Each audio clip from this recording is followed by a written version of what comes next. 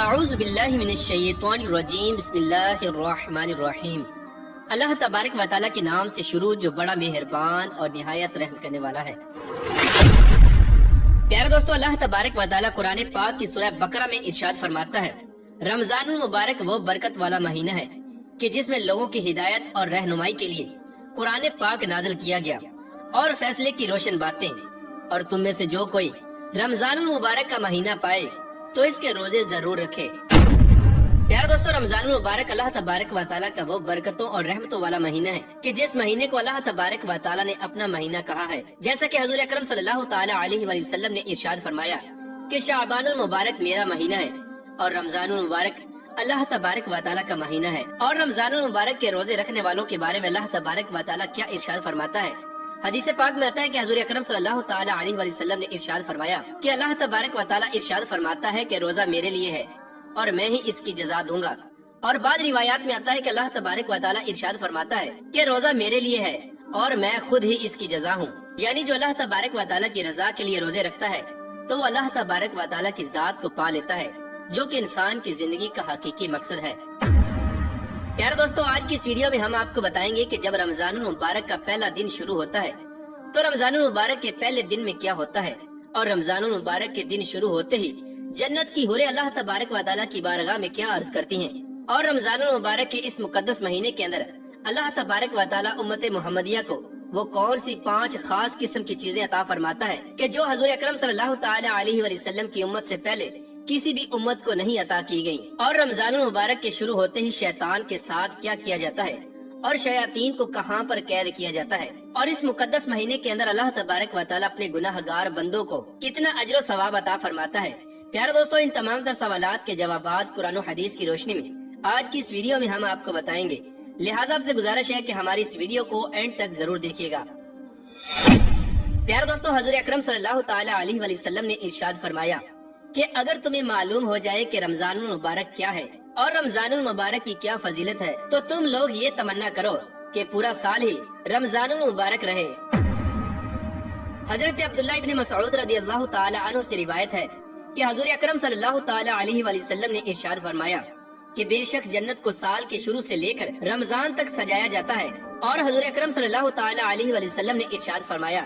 کہ جب رمضان کا پہلا دن شروع ہوتا ہے تو رمضان کے پہلے دن سے جنت کے درختوں کے پتوں سے بڑی بڑی آنکھوں والی حوروں پر ہوا چلتی ہے، اور وہ حوریں اللہ تبارک و تعالیٰ کی بارگاہ میں عرض کرتی ہیں کہ یا رب العالمین، اپنے نیک بندوں میں سے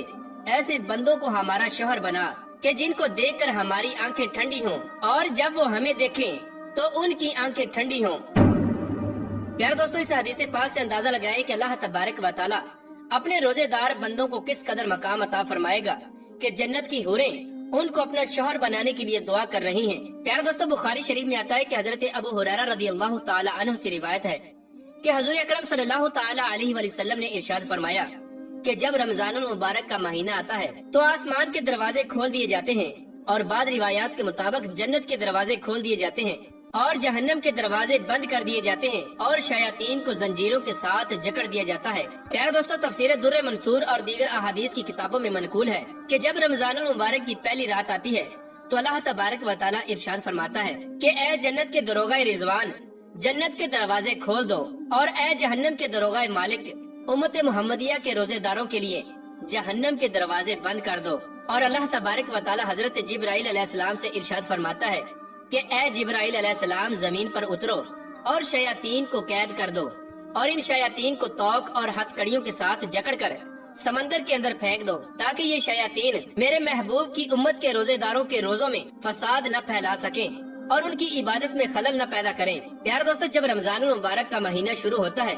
تو اللہ تبارک و تعالیٰ تمام تر شیاطین کو اس وجہ سے قید فرما دیتا ہے تاکہ یہ شیاطین میرے بندوں کو میری راہ سے بھٹکا نہ سکیں اور میری رحمت سے دور نہ کر سکیں، اور میرے گناہ گار بندے زیادہ سے زیادہ رمضان المبارک میں میری عبادت کر سکیں اور میری رضا کو حاصل کر سکیں، اور میں اپنی رحمت سے اپنے گناہ گار بندوں کو بخش دوں۔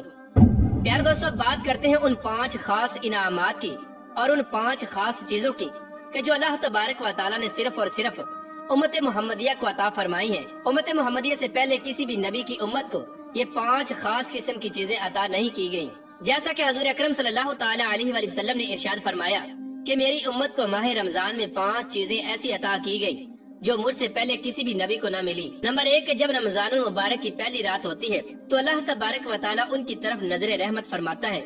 اور جس کی طرف اللہ تبارک و تعالیٰ نظر رحمت فرمائے اسے کبھی جہنم میں نہیں ڈالے گا۔ اور نمبر 2، اللہ تبارک و تعالیٰ نے امت محمدیہ کے روزے داروں پر یہ احسان فرمایا کہ شام کے وقت روزے دار کے منہ سے بھوک کی وجہ سے جو بو آتی ہے، اللہ تبارک و تعالیٰ کے نزدیک وہ بو مشک کی خوشبو سے بھی بہتر ہے۔ اور نمبر 3، اللہ تبارک و تعالیٰ کے مقدس فرشتے ہر رات اور دن میں ان کے لیے دعائیں مغفرت کرتے ہیں۔ اور نمبر 4، اللہ تبارک و تعالیٰ جنت سے ارشاد فرماتا ہے کہ میرے نیک بندوں کے لیے تیار ہو جا، ان قریب دنیا کی مشقت سے میرے گھر اور کرم میں راحت پائیں گے۔ اور نمبر 5 کہ جب رمضان المبارک کی آخری رات آتی ہے تو اللہ تبارک و تعالیٰ تمام لوگوں کی مغفرت فرما دیتا ہے۔ تو وہاں پر موجود لوگوں میں سے ایک شخص نے کھڑے ہو کر عرض کی کہ یا رسول اللہ صلی اللہ تعالیٰ علیہ وآلہ وسلم، کیا وہ رات لیلۃ القدر کی رات ہے؟ تو حضور اکرم صلی اللہ تعالیٰ علیہ وآلہ وسلم نے ارشاد فرمایا کہ نہیں، کیا تم نہیں دیکھتے کہ جب مزدور اپنے کاموں سے فارغ ہو جاتے ہیں تو ان کو اجرت دی جاتی ہے؟